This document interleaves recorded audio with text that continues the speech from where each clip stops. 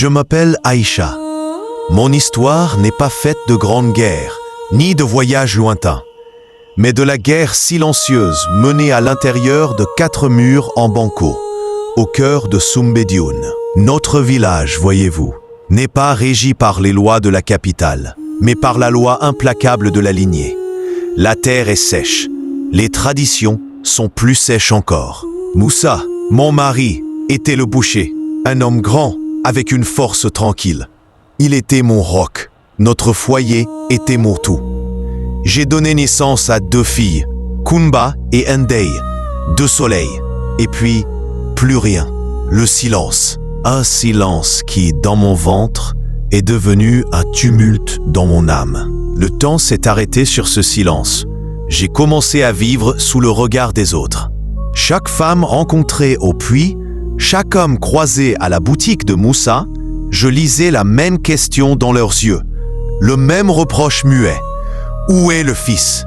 Les jours sont devenus une suite de rituels lourds. Je pilais le mil, mais mes bras étaient alourdis par la culpabilité. Je préparais le thé, mais mes mains tremblaient. La mère de Moussa, elle, n'avait pas besoin de crier. Elle s'asseyait simplement, droite, son regard balayant mes 2 filles, avec un amour distant, avant de se fixer sur Moussa. Un homme sans héritier mâle, Moussa, n'est qu'une termitière abandonnée. Ton travail, ta boutique, tout cela s'éteindra. Les filles partent. Moussa, seul le fils reste. Cette pression a tué l'amour bien avant qu'il n'y ait trahison. Le soir dans la hutte, l'air était épais, irrespirable. Je me souviens d'une nuit particulière où j'ai tenté désespérément de retrouver l'intimité. Je me suis approché de lui, ma main sur son épaule. J'avais trouvé de nouvelles poudres chez l'herboriste. Moussa, s'il te plaît. Ce mois-ci, je sens que il ne s'est pas retourné. Il a retiré mon bras, lentement, poliment. C'était pire qu'une gifle. Il m'a tourné le dos. Ce dos, si large et protecteur, est devenu un mur contre moi. À cet instant, j'ai su. Il prendrait une seconde épouse. Et l'idée que cette femme soit une étrangère, une rivale qui me relèguerait au statut de vieille nourrice pour s'arroger tout le pouvoir, m'a terrifié au point de me rendre folle. Je me suis dit, si je dois périr par mon sang. C'est là qu'est arrivée Fatou, ma sœur cadette. Elle est entrée dans notre cour comme un rayon de soleil. 22 ans, libre, rieuse. Elle ne portait pas encore le poids du mariage, ni la peur de la stérilité. Moussa, d'abord discret, s'est surpris à la regarder. La mère de Moussa ne la lâchait pas du regard. Mais son regard, cette fois, était approbateur. Fatou était la promesse, l'avenir. J'ai observé cela pendant 3 jours, le poison montant lentement dans mes veines. J'ai cessé de voir ma sœur. J'ai vu un outil, un vaisseau. Je l'ai emmené sous le baobab, loin des oreilles du foyer. La nuit était épaisse. Seul le bruit des grillons et les battements de mon propre cœur nous tenaient compagnie. Fatou, écoute-moi. Ce que je vais te demander est terrible. Mais il n'y a pas d'autre voie. J'ai longuement exposé ma peur. La future épouse s'occuperait mal de mes filles. Elle me ferait du tort. J'ai joué sur l'amour fraternel, sur la survie de notre famille. J'ai étiré les mots, car la honte me brûlait la gorge. S'il doit prendre une seconde femme, Swana, entre au foyer, séduis-le, donne-lui ce fils que je n'arrive plus à lui donner. Si une femme doit avoir le pouvoir sur Moussa, que ce soit toi, Fatou. Au moins, nous serons alliés. Fatou a eu un recul physique. Elle a pleuré. Elle a parlé de l'impiété de l'acte, de la trahison. J'ai dû user de toute ma force. Je te donne ma place pour que tu me la gardes. Tu es mon sang. Fais-le pour mes filles. Elle a fini par chuchoter un oui à peine audible, le regard vide. Je venais de lier ma sœur à mon mari pour le sauver. Le sacrifice était accepté. J'ai passé les jours suivants à orchestrer ma propre destruction. Je laissais Fatou seul avec Moussa. Je m'absentais par accident. J'encourageais leur complicité. J'étais l'entremetteuse de ma propre rivale. Chaque rire de Fatou, chaque regard de Moussa vers elle était une aiguille dans mon cœur. Mais je tenais.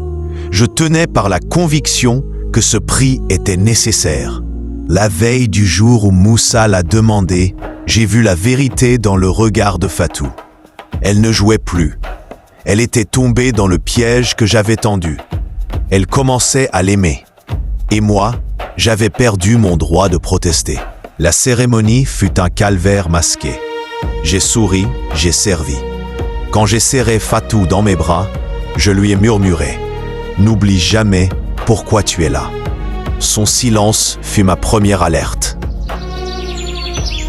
9 mois plus tard, la hutte de Fatou s'est remplie de joie. Sékou, un fils, l'héritier. Ce fut ma vraie chute.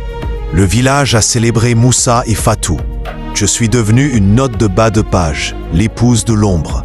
Moussa, rempli d'une fierté nouvelle, rayonnait. Il passait ses nuits chez Fatou. Je suis devenu invisible, une domestique. Le pire, c'est que Fatou n'était plus mon allié. Elle était une femme amoureuse, elle avait le fils et elle avait le cœur de Moussa. Elle s'était élevée au rang que j'avais créé pour elle, mais elle ne le partageait plus. Je me souviens d'un jour où j'ai tenté de lui rappeler notre pacte doucement. Elle m'a regardé avec un mélange de pitié et de ressentiment. « Tu as ce que tu voulais, Aïcha. Le foyer est sauf. Les filles sont en sécurité. Pourquoi me tourmenter ? Parce que je suis seul, lui aurais-je dit. Mais les mots sont restés coincés dans ma gorge. Elle avait gagné ce que j'avais perdu. La dispute a éclaté dans la cuisine, trait du feu qui nous éclairait à peine. J'ai hurlé ma douleur, mon sentiment d'être trahi. Tu m'as volé, tu m'as menti, tu m'as trahi, ma propre sœur. Fatou m'a fait face avec une dignité terrible, la rage d'une mère défendant son foyer. Non, Aïcha, tu m'as donné. Tu as cru pouvoir contrôler le destin et l'amour comme on contrôle le bétail. Je ne pouvais pas donner à Moussa un fils sans lui donner mon cœur. C'est toi qui as créé cette vie, pas moi. Et maintenant, tu veux la détruire parce que tu ne la contrôles plus. Elle a pointé son ventre. C'est toi qui l'as allumé. Tu es responsable de mon bonheur et de ta misère. J'ai compris. J'avais creusé ma propre tombe avec ses mains. Mon dernier acte fut un acte de vengeance autodestructrice. J'ai trouvé Moussa un soir, je l'ai réveillé et je lui ai tout craché. Ma confession fut longue, détaillée, expliquant comment j'avais mis au point le piège. J'ai cherché à le rendre jaloux, à le faire souffrir de ma douleur. J'ai réussi à le rendre honteux. Moussa s'est levé. Il n'a pas crié. Il était blanc, tremblant. L'humiliation était intolérable. Ma vie, mon fils, mon héritier, tout cela est le fruit d'une magouille, d'un complot féminin. Tu as fait de moi un jouet, Aïcha. Tu as bafoué mon honneur devant tout ce village. Il a pointé la porte. Son geste était d'une lenteur terrible. Je te répudie, va-t'en. Je ne veux plus jamais entendre ton nom ni ta voix ici. J'ai ramassé mes affaires. Mes 2 filles, sous les regards des commères, qui, cette fois, ne comprenaient rien, mais se réjouissaient. Je suis parti à l'aube. J'ai passé les années suivantes chez ma mère, travaillant la terre, vivant dans une pauvreté digne, mais effacée. Fatou n'a jamais cherché à me revoir. Elle envoyait des présents à ma mère pour mes filles, mais je refusais tout.